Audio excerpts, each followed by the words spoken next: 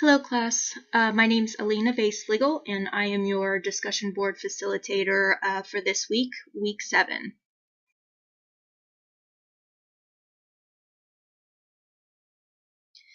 Let's start with the statistics portion of week 7. We did not have any statistics discussion board questions to answer for this week. However, we did have a statistics quiz number 2 to complete using the article by Nixdadis and Simcoe entitled Incivility Among Intensive Care Nurses, the Effects of an Educational Intervention. Quiz number 2 was basically a comprehensive assessment of the various statistical information that we've learned so far in this course. This includes how to differentiate between low and high levels of measurement, how to read and interpret data accurately, what kind of statistical analysis testing is used to identify relationships between variables and which of these is most appropriate for the given variables and their levels of measurement, and also ways to evaluate reliability and validity of the tests being used.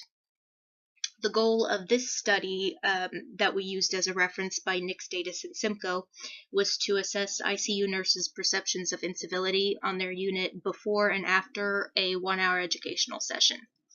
In this case, they had a sample of 21 ICU nurses who had completed all 3 parts of the study, including the pre-survey, the educational intervention, and the post-survey. They then compared the means of the pre and post scores using a t-test to see if the educational intervention had any effect on the nurses' perceptions.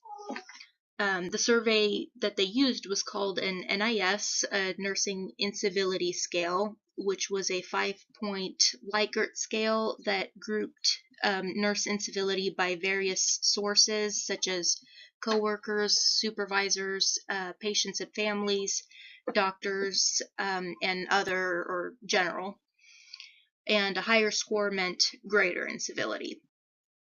So the main findings of this study were the first one being that the post-intervention scores were higher than pre-intervention scores, suggesting that nurses were more aware of the presence of incivility after the intervention, which is actually what the researchers hypothesized would occur. The second finding was that there were certain demographics that were predictive of perceptions of incivility. So specifically those of white or Caucasian race, those who were working as a nurse for more than 5 years, being part-time status, and those of a younger age, 20 to 39 years old. These factors respectively were found to be predictive of increased perceptions of incivility. And the third finding was that the greatest source of incivility perceived by the nurses was from the patients and families, while the lowest was from supervisors or team leaders, meaning that the supervisors tended to be more civil towards the nurses. I think that this was a great article because it brought our attention to a very real problem in the nursing field. It's one which I've definitely experienced myself before. I knew it just as bullying, but incivility is more inclusive and an accurate term. And so I'm aware of how detrimental this can be to a nurse's self-esteem, functioning, and job satisfaction. It also greatly increases turnover rates, which affects the organization financially due to having to replace the nurses who leave. But most importantly, it affects patient safety and outcomes. So this is an issue that we all need to be aware of, especially as we begin to take on more influential leadership type roles in our careers.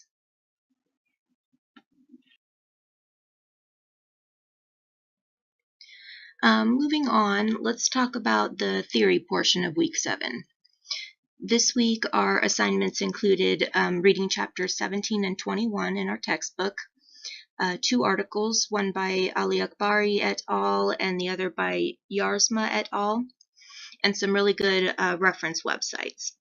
We also had a few short online videos to watch, all of which introduced us to the topic of learning theories and their application to nursing education. From these sources, we can see that there's an abundance of different learning theories out there, both old and new, some of which are very different, and others that share many similarities and even overlap in many ways. According to most of the sources, the learning theories are generally categorized into three main groups: behavioral, cognitive, and constructive. Behavioral learning theories, such as those authored by Pavlov, Thorndike, and Skinner, are among the first to be used and state that humans and animals learn behaviors by a process called conditioning, in which some kind of outside stimulus is used. When the desired behavior or response is achieved, the subject receives positive reinforcement, causing them to repeat that same desired response the next time. If the desired response is not achieved, then the subject receives negative reinforcement or no reinforcement at all. The good thing about the behavioral method is that it is observable and measurable. Nurses can use this approach by praising a patient when he or she correctly repeats the steps for administering insulin to themselves, for example. However, behavioral theories fail to take into account the thoughts, feelings, and cognitive processes of the learner. So this is where cognitive learning theories come in. Cognitive learning theories emphasize the various mental processes and activities that occur within the learner himself and how these processes affect the learner's actions. Unlike the behavioral theorists, cognitive theorists do not believe that reward is necessary for learning to occur. Rather, the foundation for learning, the foundations lie within the learner's own thoughts, perceptions, expectations, motivations, and goals. The main authors behind these theories include Lewin, who is a proponent of the Gestalt or cognitive field theory, Piaget and Perry, who came up with the cognitive development or interaction theories, Gagne, whose theory states that there are both internal and external conditions that either positively or negatively affect the learning process, Bandura, who came up with the social learning theory that explains how learning occurs through interaction and modeling by others, and finally Rogers, who is a leader in humanistic theories, which are, quote, learner-centered and suggest that the learner is a unique and whole individual who is in constant interaction with his environment and has the freedom, motivation, and self-direction to want to learn. These are just some of the subcategories of the cognitive learning theories, which are more commonly used today than the behavioral theories. The final category is constructive learning theory or constructivism, which is a newer developmental theory based on the work of Piaget. This theory states that knowledge does not exist outside the person's mind and that the learner uses his pre-existing knowledge, history, experience, and typical ways of perceiving to interpret the information that is presented to him. The learner then modifies his existing knowledge to accommodate the new information, and by attempting to make sense of this new information, the learner constructs new knowledge, and thus learning occurs. So as we can see, there are a variety of categories and subcategories of learning theories that have been proposed over the years. However, it's important to remember that no one theory can explain every individual's learning process. Therefore, as nurses, it is our duty to be attentive to the unique characteristics and needs of each person in order to help them learn in the most effective way.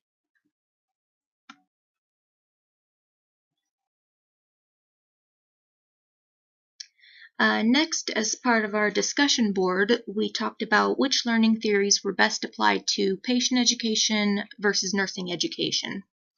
As a class, I think we had some really great ideas for the use of a variety of different theories that can be applied to both patients and nurses.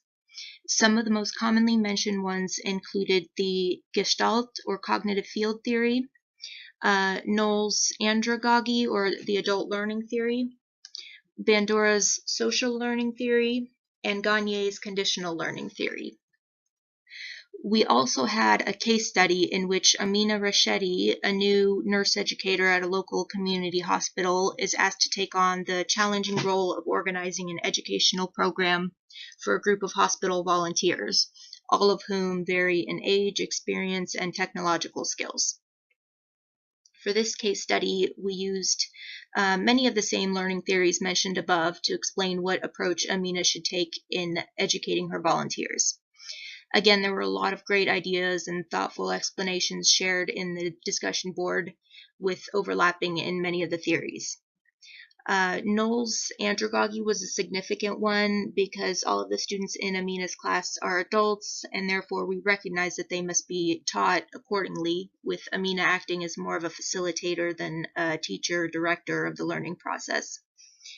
We also identified the three main issues that Amina would have to acknowledge in planning her program, one being the varying ages of the volunteers, from high school students to older retired individuals, their varying levels of knowledge and life experience, and their varying technological and computer skills.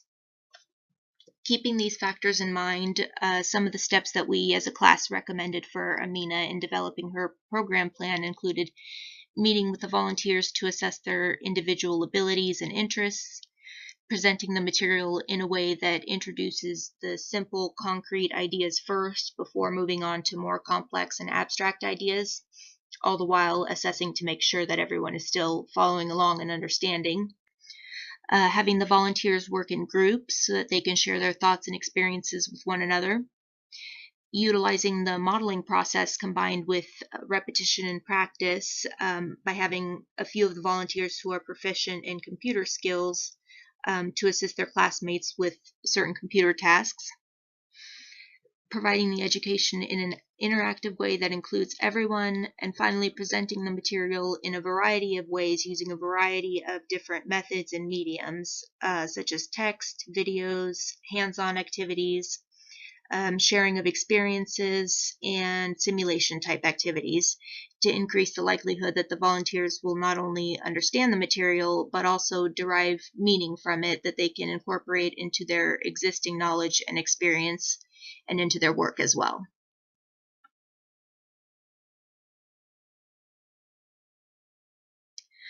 We have reached the end of the Week 7 synthesis. This was a challenging but very interesting and thought-provoking week, and I appreciate every one of your contributions to the discussion board topics. I know that I provided a lot of information in this presentation, so I want to thank you all very much for your attention. As this class is coming to an end, I want to wish you all the very best of luck with your final papers and the completion of this course. Thank you and be well.